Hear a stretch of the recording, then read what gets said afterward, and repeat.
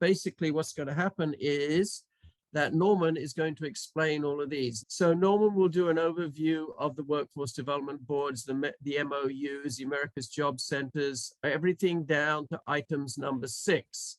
And then items number 6 are examples that we have locally. And I'm going to ask Carolyn Van Walker to contribute a little bit here, and hopefully Sean, if he's there. We were expecting Francisco Pinedo of Soledad. So now I'm going to allow Norman to share the screen. So Mr. Norman Albances, all yours. All right, thank you, Steve. Let me pull it up. Good morning, everyone. Thank you so much for having me this morning. Like Steve mentioned, Norman Albances, the Assistant Director with the Workforce Development Board of Ventura County. I did pull up a presentation. Hopefully everyone can see it. Yes, we can. Awesome. 1 a week in the morning. And all right. So just a little bit about the Workforce Development Board, us, and so everyone is aware, there are hundreds of workforce development boards across the nation. There's 45 in California alone. We, the Workforce Development Board of Ventura County, we're part of the public workforce system, which is a network of state, federal, and local offices that support economic expansion and develop the talent of the nation's workforce. We are the neutral convener and coordinator of cross-sector partners that collaborate and serve those with barriers to employment and to help maximize productivity and successes of businesses in our region. The Workforce Development Board has a 20-year history of working with partners to close gaps between both our job seeker and our business customers. We also look at labor market information to help develop regional sector strategies that focus on resources to address the workforce needs, challenges, and opportunities in our particular area. And all workforce boards do the same thing as well. So there's a workforce board in Monterey, San Luis Obispo, et cetera. There is often involves skill training for job seekers, employees, businesses, industries, and facilitated partnerships between businesses who have workforce needs. Our vision in Ventura County for our workforce board is that we want to have a region that has a high quality and appropriately skilled workforce that's ready and able to support the evolving business needs of employers in a dynamic, competitive, and global economic environment. And we do this by nurturing strong local partnerships, collaborating, and designing a workforce system that creates upward mobility opportunities for individuals to meet and anticipate the needs of employers while advancing our local economy. Like I mentioned, there are hundreds of workforce boards across the nation, and all of them have strategic roles. They are a strategist, so they have to be aware of the trends that impact businesses and job seekers. They are a convener, like I mentioned. They need to build strong local partnerships with community-based organizations, businesses, education providers, much like yourselves, the America's Job Center of California partners, and economic development entities. We are also a manager, so we also have to ensure the workforce system responds to local and regional workforce needs by putting the customer needs, both the job seeker and the business, at heart of all of the program processes. And then we're also an optimizer. We have to continuously monitor the performance and adjust the system in anticipation of trends or in response to them, COVID being a good example of that. Just to give everyone a little bit of background of the Workforce Innovation Opportunity Act, if you're not familiar with WIOA, at least Title I of WIOA, it is designed to address the employment and skills needs of current employees, job seekers, and employers. The way that our funding works in Title I is that the Department of Labor has the funding, and then it's given to the state of California, California Workforce Development Board. The state of California has a workforce board, and they work in conjunction with the Employment Development Department, or EDD, to get that money out to all of the different workforce development boards here in California. We have 3 big pots of money, one to serve youth ages 14 to 24, one to serve adults ages 18 and up, and then another pot to serve dislocated workers or people who are laid off from their jobs.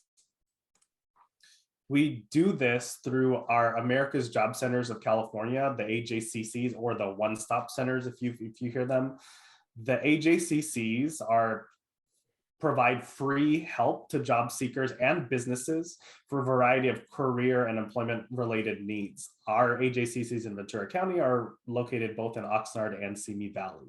The AJCCs, typically you'll see that they have resource rooms where they offer free access to computers with internet, telephones, fax machines for job seekers to update their resume, look for jobs. They're open to the public, usually on a self-service basis, and are typically available to assist job seekers with like general career exploration, job search. We also have workshops and career counseling for at no cost. So we have experience, and all the workforce boards have experienced career counselors on staff that work with job seekers to identify their needs, assess their skills and abilities, and advise them on in-demand jobs and potential training opportunities.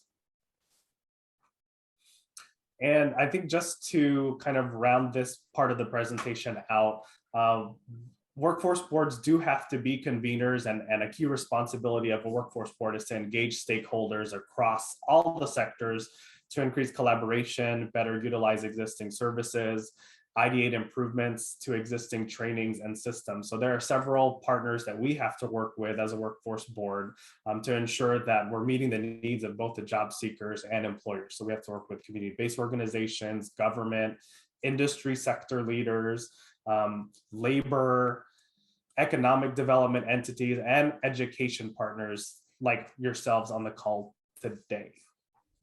Any questions about that kind of overview of workforce development boards and the America's Job Center of California Services? Okay, so I have a question, Norman. So Sure. Title I, we know what that is. Title II, we know we are, right? Am I correct in saying that Title III is anybody who avails themselves of services in an AJCC, at an AJCC? I mean, when do you become a Title III participant? Yeah, that's a good question. So Title III is Wagner-Peiser, which is operated by the Employment Development Department.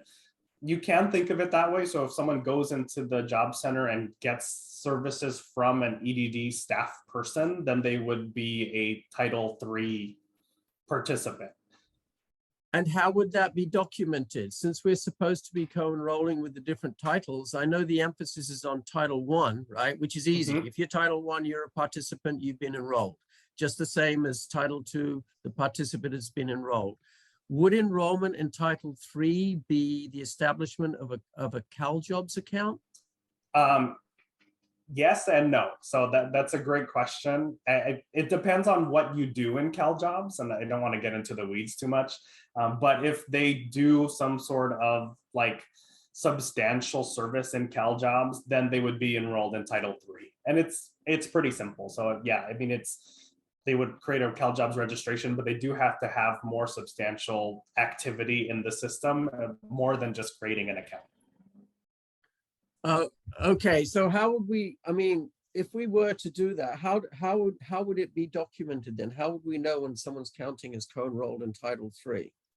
They would be in CalJobs for one, so that would be something. And I think that's a great point too, is if there are folks on the call that are interested in CalJobs, you have the ability to get a CalJobs account and go into CalJobs. There are different privileges that you can have, and if that's something that you are tasked with ensuring that people are logged into CalJobs or looking at what types of services or activities that they're getting in CalJobs, you can work with your local workforce development board in your area to see if you can get CalJobs logins for yourself as staff to be able to navigate those types of things. Okay, so if, for example, let's just say for sake of argument that we had a bunch of ESL students, we took them on a field trip to the AJCC, and they all did CalJobs applications, and then they did, let's say, a workshop, right? It could be computer literacy workshop or something, right? That would that, in your view, count as Title III co-enrollment at that point? Would that be a substantial enough activity, is what I'm saying? if EDD was the one, I'm sorry to make it so complicated. If EDD was the one providing that service, then yes. But if it wasn't, if it was like a Title I person providing that service, then no, they wouldn't be co-enrolled into Title III. They might be co-enrolled in Title I if they go through our eligibility process. So in other words, they actually have to work with an EDD staff member, a case manager or something like that. Correct. It wouldn't be enough just to go there and take, because you know they have resume writing workshops, they have computer literacy workshops, et cetera, right? But those in themselves wouldn't count as Title III. That's correct. So as long if it's provided by an EDD person and they go into CalJobs and they register that way and register for the workshop that way, then it would count. But if they just go in and there's no like tracking or anything, there's no way for us to know who that person is and what services that they actually receive. Okay. So if they did register for it through CalJobs, then they're in the system, then we could claim them as co-enrollment. Correct. Yeah, right. And that's okay. Right. And so that process might look different in other workforce development boards. So wherever you're from, it would help for you to, and I think this is a good segue into the next part about the memorandum of understanding that you work with your local workforce development board, understanding what that referral system kind of looks like or what processes are in place to ensure that you're capturing those things. Because so WIOA says that we have to have a memorandum of understanding between all of the partners, adult education being one of them, and Wagner-Peiser and the Workforce Development Board obviously being another one as well. The memorandum of understanding, or the MOU, should say how you guys are working together and what processes are you going to develop to try to track co-enrollments and tracking referrals. Again, that might look different between the different workforce boards because they might have different processes. Some might do it through CalJobs, some might do it through another system, but there should be some way, a process in place, or developing a process with all the partners so that it's clear for everyone to understand this is the referral process and this is how you can look to see how someone might be co-enrolled in whoever's program. Okay, in that case, let me go back to my share screen. Sure. Because these are the discussion topics that we were covering. And right now you are talking about the memorandum, the MOU, what we call the AJCC MOU. Is that correct? That's correct. Yeah. Okay. And do you have anything in addition to say to that other than the fact that we have to do it? What is the point of it? So the point of it really, and the intention of WIOA, is to make sure that the services are streamlined across all partners. We're all providing some type of service for a shared customer usually. I'm a little confused. I'm sorry. And do No. we need separate MOUs with all different titles, or it could be 1 and 3 the same people, or? Great questions. So the way that to think about it is, so Title I would be, WIOA Title I would be the adult dislocated worker and youth programs, which are operated by the Workforce Development Board. The Workforce Development Board gets that WIOA Title I funding.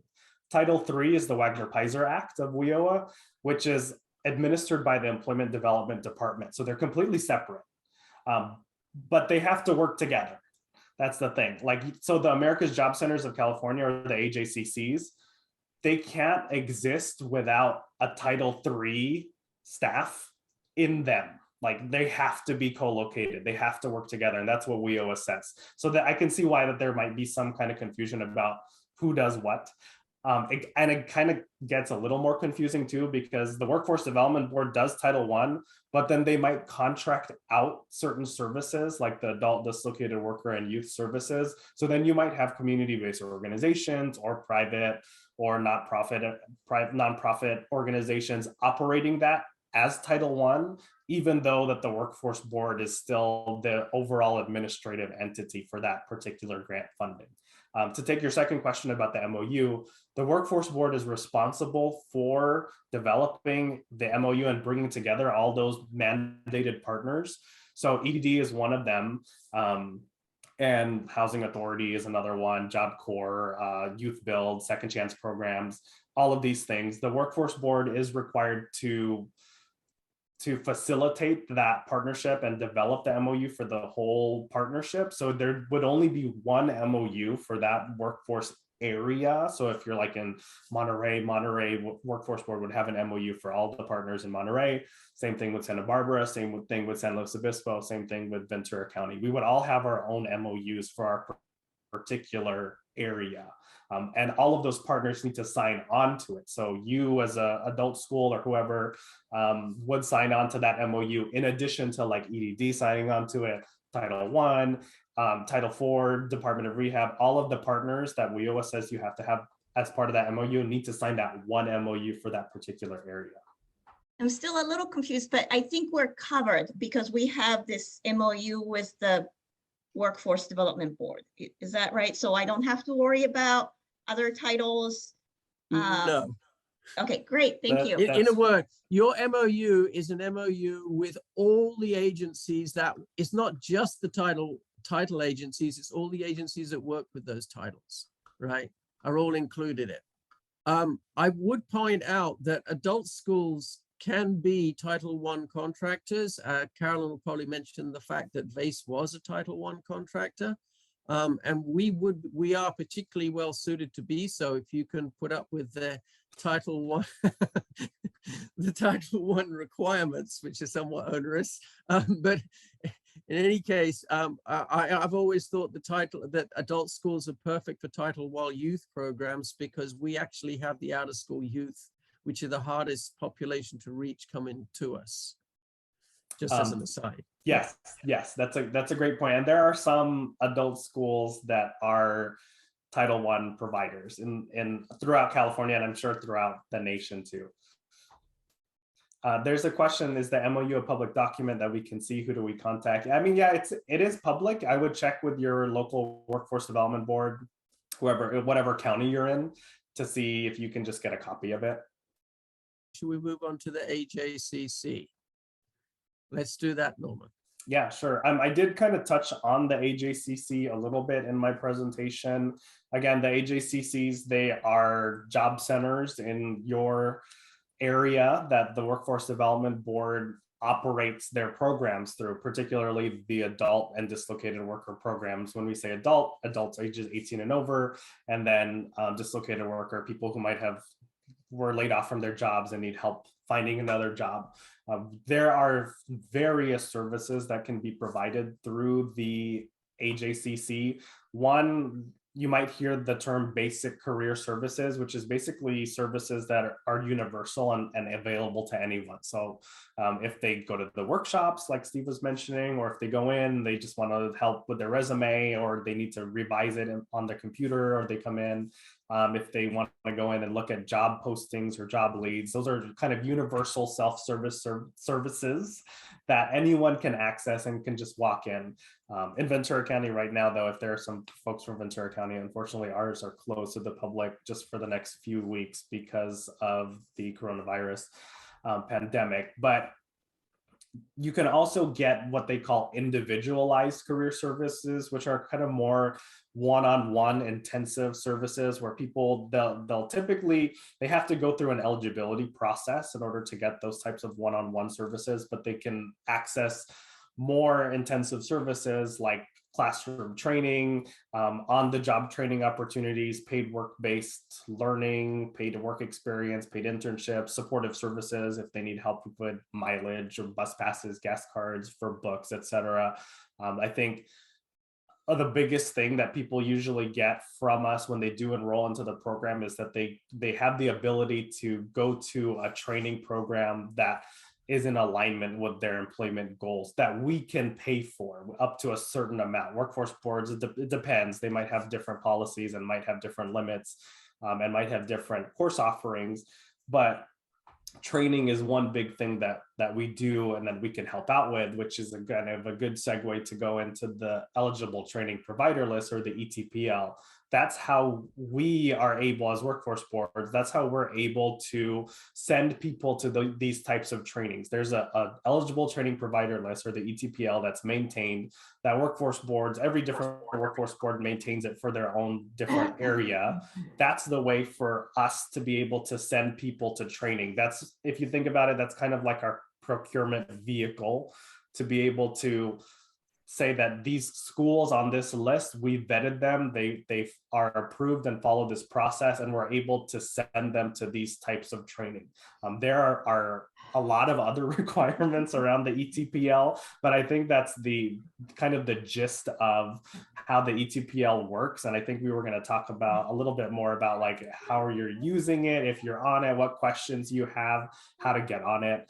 I think it's really beneficial for adult schools to be on the ETPL and with courses that are approved and eligible to be on there, because then that'll be a way for you to utilize and partner with Title I to get more of their people into your programs that you have. And through the ETPL is definitely one way to do that. Yeah, we actually have a link, Norman, up here to the ETPL, I believe. Acronym of ETPL is Eligible Training Provider List. I saw that in the chat, and I saw Daniel's comment about AJCC right on our campus, and I think that's a great example. What are some examples of classes, while Steve's sharing, of classes that can be offered at the adult school on the ETPL? So there are kind of strict requirements around the ETPL that the state has, and it follows what the Department of Labor has for eligible training providers. The biggest thing is that it has to result in a post-secondary credential. And it also has to train in, and it can't be, unfortunately, sorry, Sean, I know you're there. It has to train in a skill that's a technical skill. It can't be a general skill. And I know that there are some courses that are like Microsoft Office or administrative assistant courses, but unfortunately, like we've been working with the state to try to get these back on. They took them off a while ago off of the ETPL because they say that they only teach general skills and they don't teach skills that are required for a job. So it would be like, if you are a CNC machinist, what skills can they learn? What skills do they need in order for them to be able to be a CNC machinist? Because those are very specific technical skills. I think that's one good example of a course that could be on the ETPL. So if I can interject, Norman. So a question from Francisco. We're talking CTE classes, but would it be possible, for example, WIOA Title I youth programs need high school diploma and high school equivalency classes. Would it be possible for those to be posted on the ETPL? No, unfortunately not. That would be awesome if they could, but they need to teach like a technical skill. So before, I think in the past, there wasn't really strong restrictions around it, and there could have been things like the customer service training and like CPR classes and like OSHA 10, but the state has really refined what needs to be on, what can be on the ETPL based on what WIOA says. Oh, I just had a question about that. So we have IET classes, integrated education and training. They're basically like ESL vocational classes, and they're free for our students. However, sometimes there's stuff they might have to purchase, like materials or books, or sometimes like a gown, nursing gowns, things like that. Could we put those costs in the ETPL for an IET program, which is actually a career-focused thing? Typically the classes that are on there are ones that have a cost to it. But with that being said, you can add the additional costs. So if there's like cost for books, or if there's cost for like uniforms, that can be included in the overall cost, as long as the course meets the other requirements that on the ETPL. And there's a long list of what is required in order for a course to be listed. And I'll put the link in the chat.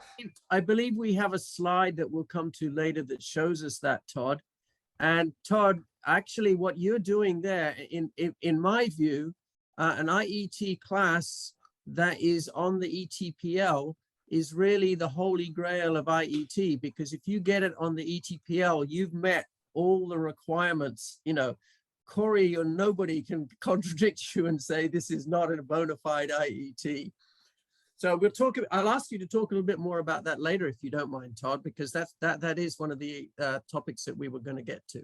In the chat, I did put the latest directive from the state around the ETPL. If you go in there and then you click on the attachment 1 at the bottom, the ETPL policy and procedures, it's really detailed in what is required in order for a course to be listed on the ETPL. There's an initial eligibility process that happens for every program that's listed on the ETPL if it's a brand new program. And then after that, every year, there's a subsequent eligibility process that happens where you have to meet, the program has to meet certain requirements in order to remain on the ETPL for subsequent years. Right. And I believe this training providers link down below here, if you click on that, I think it takes you to information about how to apply for the ETPL. Yeah, it does. So if folks are curious about how to get on to the ETPL, you would contact your local workforce development board, whoever you're working with in your area, and try to learn how to just ask them, how do I get onto the ETPL? I will say that there is some kind of administrative requirements around that. So you have to be able to go into CalJobs and put in all of the information and basically input all of your course information onto CalJobs, because the CalJobs is basically the state's labor exchange system that we use, and I kind of mentioned it earlier in the presentation. But it's on you as a school or as a staff person to go in and put all of that information in there, and then you would work with your local workforce development board for any backup documentation that they may ask for, because they might ask for like accreditations, or they might ask for the performance of those programs. They have to meet a certain performance threshold. It's kind of low. I believe it's 50% placement and 50% credential in order for you to stay on. I'm sure a lot of your courses are way higher than that, but we do have to make sure that that's actually being met for all of the programs that we have. So that's part of the initial eligibility that I talked about, as well as the subsequent eligibility that happens after a year of that program being on the ETPL. And it just happens every year that you go through that eligibility kind of process to make sure that you're meeting the standards that are set from the state to be on the ETPL. Okay, Norman, I have a question before we move on. Performance requirements for Title I, right, are typically job placement, training completion. What are the sort of percentages that are required for Title I? I mean, you get mandated by your, I understand the process is every year your regional groups forwards the proposed job performance criteria, and then a little bit of negotiation, and then you come to an agreement, correct? But typically, what are we talking about percentage-wise? Correct. So it'll depend on the county, the different workforce board, because the state will look at historically, how have you done as a workforce board? What does your economic outlook look like, because the unemployment rate might be different in one county versus another county, as well as other factors there. So they look at the employment rate, second quarter after exit, fourth quarter after exit for the people that are exiting the program, their median earnings, their credential attainment, and then measurable skills gains. For the state, for the Title I adult program, it's about 50 to 60% for each of those. That might, that's lower than I thought. Actually. Yeah, that might look different though for different areas. Like it could be as high as like 80% or 70%. For dislocated workers or the people that are laid off from jobs, that's about 60 to 70%, a little bit higher. And that's just the way that it is at the state. Again, that might vary for the different workforce board. And then for the youth program, it's about 60 to 70% between those two as well. So you could check with your local workforce board to see what their local performance standards are. But in order for you to be on the ETPL, you just have to meet that. My understanding is that you just have to meet that 50%. I will say this, however, that the local workforce board that you work with, they might set different standards for their training providers on the ETPL. They're allowed to. they can set higher performance rates for those courses if they want. So you need to check with your local workforce development board to see what their requirements are around being on the ETPL. If they just follow the state's requirements, or if they have stricter requirement, like performance requirements, for example. All right. Okay. We talked about co-enrollment. I think we covered Title III, which is still somewhat muddy in my opinion, but I don't think it's going to get cleared up very soon anyway. What about Title IV? Title IV would be vocational rehabilitation or Department of Rehab. They are a MOU partner that's on the MOU, and so WIOA says that we should all be working together to work with them. I think a good example for us in Ventura County is that we've had our DOR representative in the AJCC on site to help people with disabilities who might come in, or if there are people on our current caseloads for Title I or Title III, because Title III has their own services and their own caseload.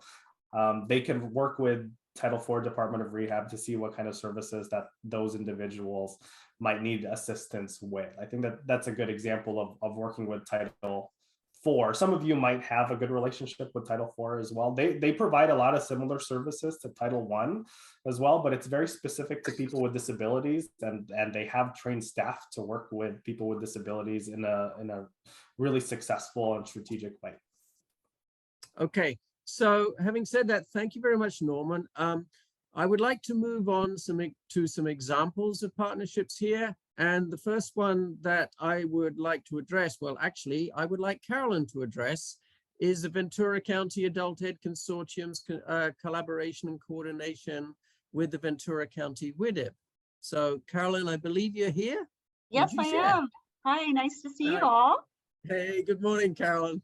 Hi. So the Ventura County Adult Ed Consortium is made up of 8 adult schools, 4 which were in existence prior to the consortium, which were Oxnard, Simi, Conejo, Ventura, and let's see, Conejo, Oxnard, and Ventura. So the 4 of us. That's it. Yeah, the 4 of us.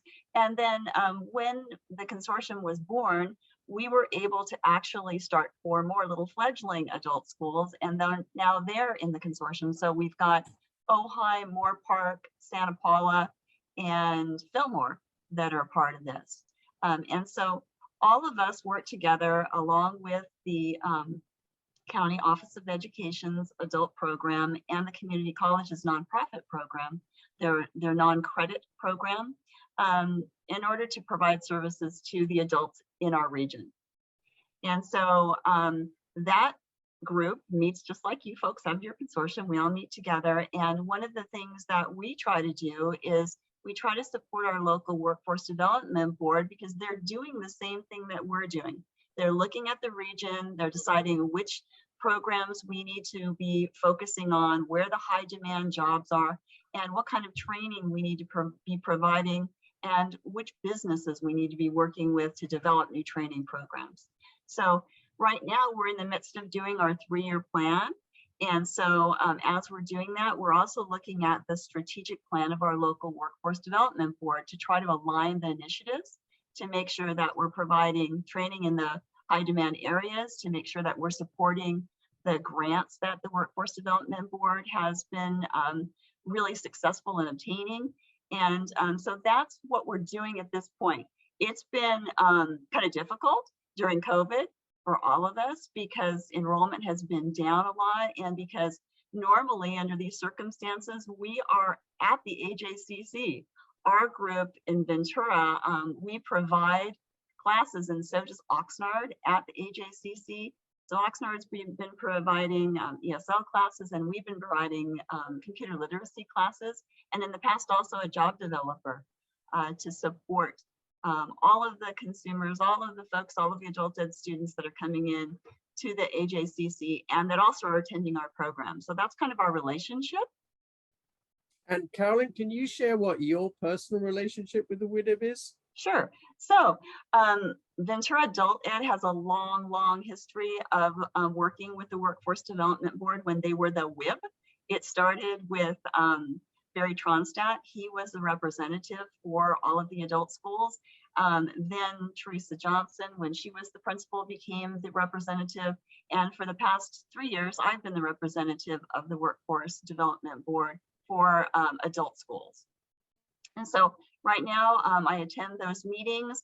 I'm also on the executive committee for the Workforce Development Board, and I belong to what we call the Program Evaluation Committee.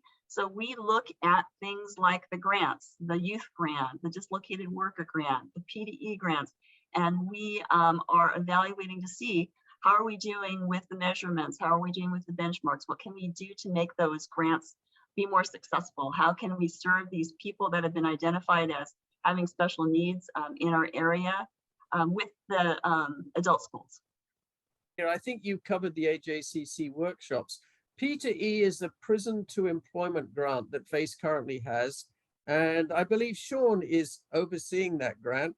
Sean, could you share a little bit about that? Sure. We have what, another 2 months, Norman? And how long have you been running this grant? Since last summer. Well, for myself, but VACE it's been a year and a half. We have, as of yesterday, 36 participants. Yeah. So it's going quite well. Unfortunately, it's coming to an end, doing some amazing things, helping people. Okay. And Norman, could you share a little bit of the history of that grant? I mean, I know you came in halfway through, but you know where it came from. Yeah, absolutely. So the Prison to Employment grant is a special grant from the state of California Workforce Development Board to serve justice-involved individuals. And I believe as part of the planning process, one of the things that we did in Ventura County was there was a need for us to work with community-based organizations and education providers who might be providing services already. So VACE is already doing this now in the Todd Road Jail. So with that being said, I think as the folks are on the call, so they understand, like, workforce boards not only just get the WIOA Title I funding, but they can compete for other grant funding to help specific populations or people with barriers to employment. And that might also be a way for you as education and adult education providers to work with your local workforce board, because you might already be doing this stuff. We have one for our English language learner program that we applied for, and we work really, really well with VACE. So I think that's another opportunity for you to connect with your workforce board if you're not working with them already. What does the English language program actually do? So that one is tailored to English language learners and to help provide them with employment and education opportunities. So one of the things is that we work with a community-based organization, and they go to VACE's ESL classes to try to recruit individuals in the ESL classes who might be looking for employment. So then we can help them with case management, job development, supportive services like books and all of these things. Like, we can help fill that gap that the adult school might not be able to do or might not have the funding for. Okay, thank you. So Steve, what it ends up being for us as adult schools is a really great opportunity to provide our students with more resources. So we have our CAPE funding, we use that to provide the classes, but maybe we have students that need extra things that we can't give them.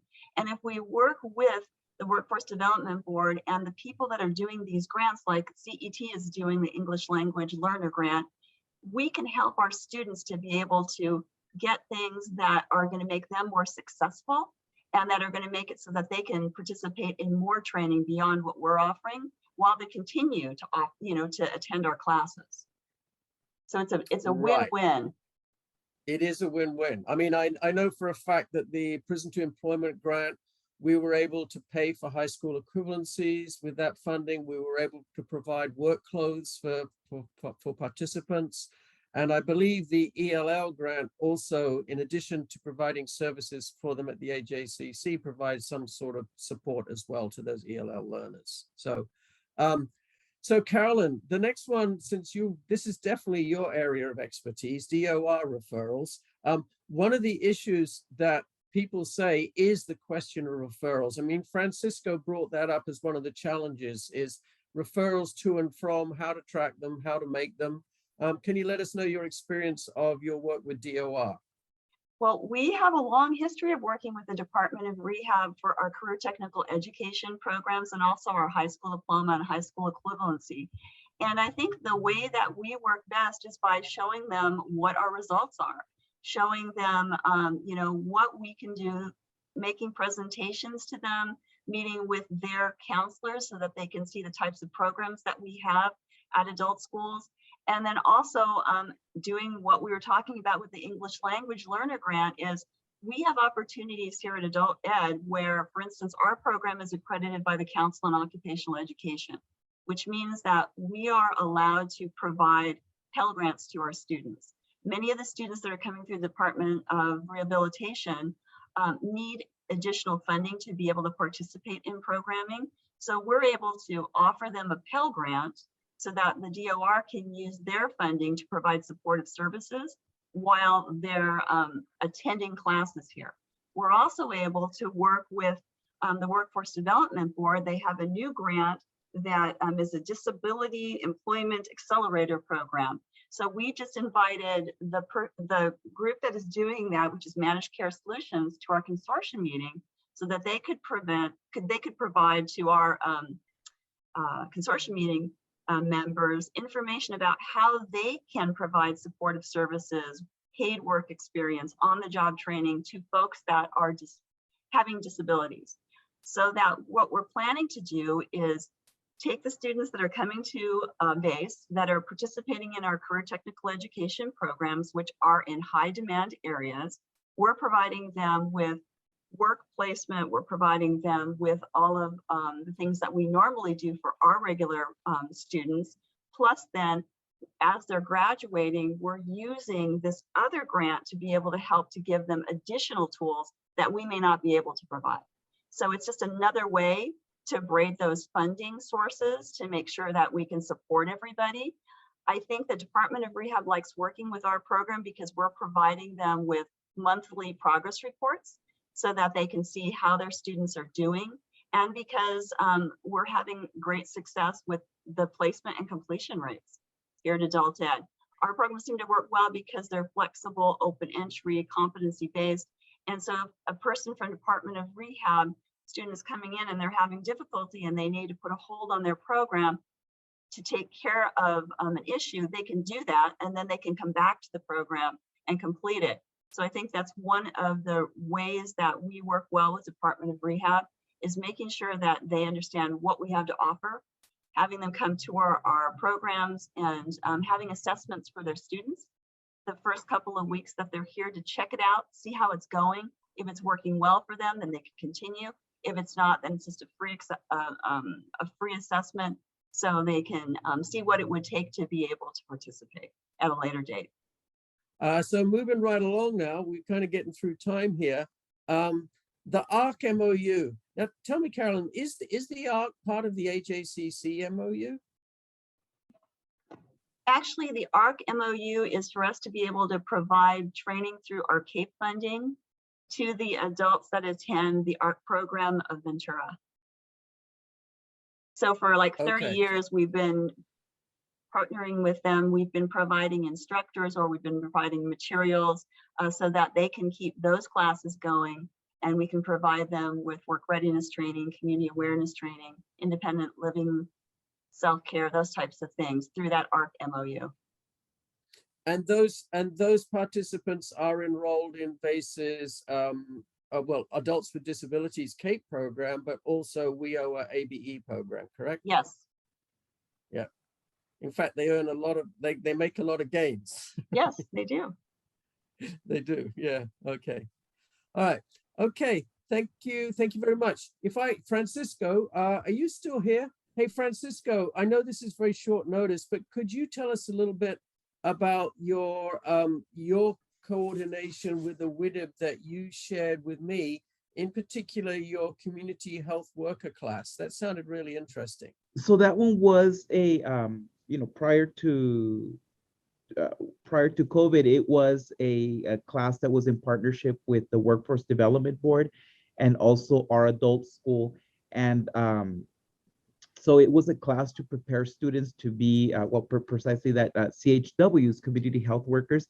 and they did have to be work for have to have right to work authorization for them to be in this class. And then it's a class that provided them the instruction, and then also they did internship hours. I believe it was 50, 75 hours. And then after that, a lot of them were employed at a local the local hospitals. And then a lot of them right now are working with nonprofits that are doing the COVID testings throughout the community. I know they started another cohort, but this time mainly at the Workforce Development Board. We're hoping to have something more similar down the line. And this class was geared mainly for our advanced ESL students. So we had a lot of our ESL students from our adult school. The class was here, so the students felt comfortable taking that extra step. And a lot of them are employed in the health field. Some of them have continued to be CNAs, and some of them are even in the LBN program, I believe. So it really opened up a lot of doors for our students here in Soledad. And those participants were enrolled in Title I as well, is that correct? Or were They they receiving Title III became, services? since they were getting services from the Workforce Development Board, I believe they were also co-enrolled with Title I, because it provided them with like the skills to help them, get a job, resumes. Right. Would have somebody, a liaison from the Workforce Development Board, come in and help the students on how to create a resume, how to upload the resume, search for jobs, things like that. So they got a lot of the Title I services as well. And who paid for the instructors? The Workforce Development Board paid for the instructors, paid for the students' textbook, all the things that they would need for their internship. It was like a kit that had the blood pressure thing. I'm not familiar with those technical terms, and like the stethoscope and all these other things. So it was all paid by Workforce Development. So that's why the student had to have right to work authorization. To be clear, Norman, for the ELL program, they do not need to have authorization to work, correct? That's correct. And that's correct with the Title I programs as well. As long as they do not receive any type of service that might connect them with an employer, they can be enrolled, and they don't have to show right to work documentation. So they can be undocumented. But so if like they want to just go to training, or if they want to go to an ESL class, but they might need some more resources from us and they don't have documentation, then they can be enrolled in California, I will say. In Title I, you're saying they can Correct. be enrolled in Title I, but they cannot receive support for training, basically. They can't receive support for like job development. So they can't, because they can't work, obviously, because they don't have their right to work. But if they need like training, or if they need like classroom training, like for a technical skill or something, or ESL classes or whatever, they can be enrolled. So, Francisco, the CalWORKs MOU, I believe, is something else that you guys did up there in Soledad. Is that right? Yes. So with the CalWORKs, we have a grant with the Monterey County Department of Social Services. And so we have a class, a Soledad Adult School class for high school equivalency at the local AJC, which the closest one is here in Salinas, which is about 20-25 miles away.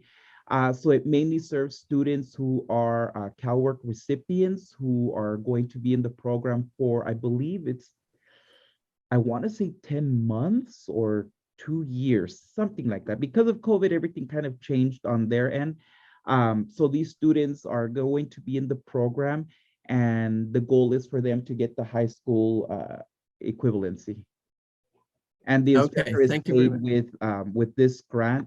They're employed through Soledad Unified School District to offer that class at the AJC.